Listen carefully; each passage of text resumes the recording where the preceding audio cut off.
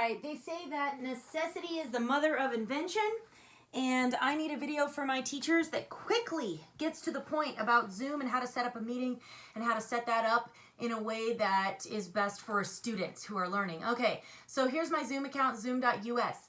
All right, so I'm going to go to my account. Okay, I'm going to go to meetings. This is how you schedule a meeting. I'm going to click schedule a meeting. Now I'm going to title my meeting. So this is going to be example. And then in the description, I always like to tell my students they must show their face and use real name because it gives a level of accountability. I have been doing Zoom with students for about 6 months now, and in that time, I have had kids pranking meetings continuously. So the easiest thing to do is to add this accountability feature by making them show their face in their video and use their real name. It's just one small thing you can do. You can also exit out of a meeting, and we'll talk about that in just a moment. All right, so if you've got a template set up for meetings, you can go ahead and click that here and it will auto-populate all your settings. For this example, I'm not gonna do that. Okay, when, I gotta put in the date, the time. Duration, I always set the meeting for longer than I think it's gonna be because I don't want the meeting to end prematurely. So if the meeting is gonna be an hour, I always set 2 hours. That way the meeting will not shut off. The meeting shuts off. If you set it for an hour and you are still talking at the 60-minute mark, the meeting shuts down. Just a heads up. Okay, time zone, of course, you can click this if you want it to be reoccurring. If you want them to have to set up a Zoom prior to logging in, you can click required. I do not do that because I really don't care if they have a Zoom or not. I just want them to click the link and learn something. Meeting ID, generate automatically, or personal meeting ID, you can pick. This just means that Zoom just makes an automatic one. Okay, security. Passcode, you should have a passcode for your meeting. It's just one way to protect yourself from hackers joining your meeting. Definitely important. And waiting room, this means that the students won't be joining the meeting automatically. They will be waiting in a waiting room and you have to allow the participants entry. So this, people can also log in during the meeting. Let's say a person is late. They will be sent to the waiting room and you as the host will get a notification that they're waiting. Like you'll be able to see them and then you can just click to accept them. I highly suggest this because I have had students who were not my students at my school but were trying to prank because they had friends and they thought it would be funny. Okay, I've had them try to enter my meetings with like phallic names and things. This is super important. Click it. Okay, video. Yes, I would like them to see me and I would like to see them. Audio, yes, I want them to have audio on their computer or a telephone, depending which they use. Meeting options, do I want them to be able to join before me? No, I don't. Again, I'm making them go to the waiting room and I don't want them having any ability to join before I do. So if you've ever logged into a Zoom meeting and it says the host has not started this meeting yet, that's because they don't click this. Okay, mute participants upon entry. I would suggest this. It makes your meeting a lot easier, especially if you're doing a waiting room and a student enters late and then they're muted upon entry. They don't enter late and then they have music on in their room or their dog is barking and it interrupts everything. Only authenticated users can join. I don't care about that. Breakout rooms pre-assigned. So if you wanted to make groups for students before the meeting even starts, you could click this and then you could create the rooms. Okay. I'm not going to do that because I want to show you what it would look like to make the breakout rooms. Record the meeting automatically. You can turn this off if you want to. And if you have the free account, I believe it just does on the local computer. If you have the paid account, then you have an option here. I believe that's how it works. And let's say you want somebody else to help you facilitate the meeting, which I would suggest. Because if you have an additional host helping you, then they can help you to manage the students and like exit out if they're doing something annoying or mute a student if they're being too loud or something. They can help you. You just click save and then this is what you want to send to people. So see how it says copy invitation?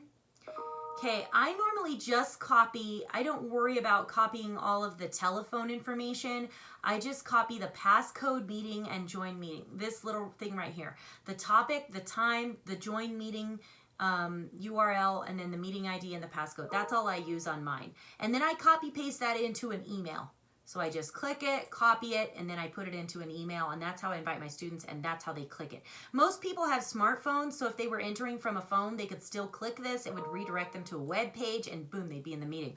All right, so let's say I set up my home meeting, and I want to go ahead and start my meeting now. So I just go to start this meeting. I'm going to say open Zoom meetings. Okay, and now I'm going to say yes, I want to join with computer audio. Okay, so here's my meeting. See how I am muted upon entry? I can unmute myself. Now, if participants were trying to join, there would be a little screen over here that would pop up that would say participants. And then it would say accept, and I would just click on who I want to accept to the meeting. I promise you, at some point, there will be people that you have not invited to your meeting who will show up on this sideline, and you can reject them over here on the side, or kids trying to prank you.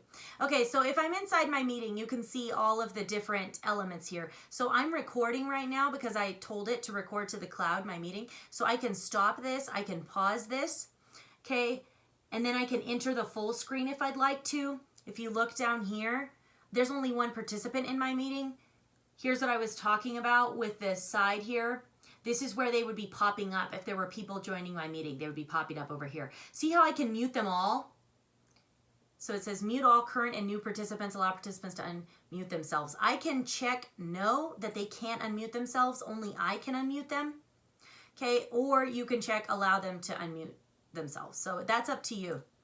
Okay, but see over here, I've got all these options, ask all to unmute. So let's say that I mute them all and then I want them to have a conversation. I can ask them all to unmute. So you have a lot of control over your participants. Okay, see over here, allow participants to unmute themselves, allow participants to rename themselves, play sound when someone joins or leaves, enable waiting room, lock meeting. Okay, so let's say that you decided you didn't want late people to be able to join. You could lock this meeting and have them all in there. Okay, you got a lot of options. And all I did was press, I'm going to show you how I opened that. So I'm going to close it. Okay, so I was over here. I'm in my meeting. I'm talking to my students. I'm like, all right, guys. And then I want to manage the kids. So here I press, here's participants. I just press this arrow. Oops, that's wrong. I press participants and then boom, it gives me all of these options. So I can even add people too. Let's say that there's somebody who's missing from my meeting. I can click on invite and I can real quick. All right, so then I'm going to close this back up. All right, so now you know how to mute them. Let me see, let's look at how to delete them. Okay, because I don't have any example participants to show you. All right, but if there was a participant in here who was being annoying, up here in the corner on that participant, there's 3 little dots. They look like this. Okay, there's going to be 3 little dots there. I can click those dots and it will let me X out that participant. So it's that easy. I just go to their picture where they're at. I click on those dots and I X them straight out of the program. Okay, or the meeting. All right, so then down here you have some other options. You can do a poll with the group. All right. You can chat on the side. I use this a lot. So right here, let's say that you're having a big meeting and a student is talking and you want to ask a question or you want to engage. You can come over here to the chat and you can be like, hello, everyone.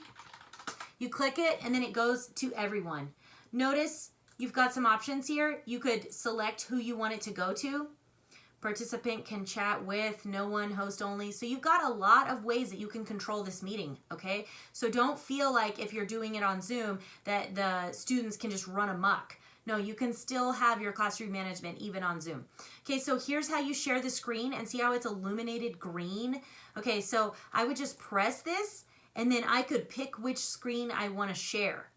Okay, and then it goes to that screen. So let's say that I want to share, I don't know, well, I don't want you really to see this annoying video I'm making, but I'll show you anyway. Okay, so here's something I'm working on in photos. Okay, so I shared that with you. So now I've shared it. Let's say I want to stop sharing. So I talk about it with the students, blah, blah, blah. I want to stop sharing. And see how I just hovered up here? So here I am in the meeting. I hover up, and then I can go over here to new share. I could pause this share. I could annotate in this share. Okay, I could open the participants. All right, I could do all kinds of things, mute all. I've got all my options, all right? So I still have all of those things, even when I'm sharing my screen, if I'm the host. And if you have a helper, then it's even easier because one person can be sharing and talking and the other can be managing the group. So now I can go to New Share, all right? Or I can just go to Stop Share and I can go back to my video where I was talking. All right, reactions. So if you're in a meeting, you could tell all the kids, hey, everybody, thumbs up if you agree with that person's statement, or a thumbs up if you want to do that. All right, and then see under more, pause recording, stop recording, breakout rooms. So here's how you make a group in Zoom. You click on breakout rooms. All right, so assign 0 participants into, now there's no one else in this meeting, but I could put my participants into a number of rooms. I could automatically do that, or I could manually enter them into rooms. And then I just click on create rooms and then boom. So there's my rooms. I can assign, I can rename, I can delete it. There's all kinds of options over here. Move all participants into breakout rooms automatically. Allow participants to return to the main session at any time. Breakout rooms close automatically after 30 minutes. Okay, so you just got to set up all your settings just real quick. And I would think about it before the meeting starts, all right? You want to be thinking through these settings prior to the meeting beginning, all right? And that's it. That's it, y'all. Let me see real quick. Let me do a breakout room. And if you want to just go ahead and leave this, you're fine. But let's see. Oh, I can't open my rooms because I don't have any participants in my meeting. But that's something you could practice with other teachers before this starts. All right, and then if I want to end the meeting, I can end the meeting for everybody, or I can just leave the meeting. All right, so there's all of your options in a very quick version. What we went over was how to set up a meeting, how to do breakout groups, how to mute everybody, how to delete people, and the important rules of accountability on Zoom. That's it. You guys have got this. Don't worry. You can do it. You can do it. I'm sorry my video is messy. I'm not a professional. I'm just your average teacher who's trying to help people get it done. See ya. You got this.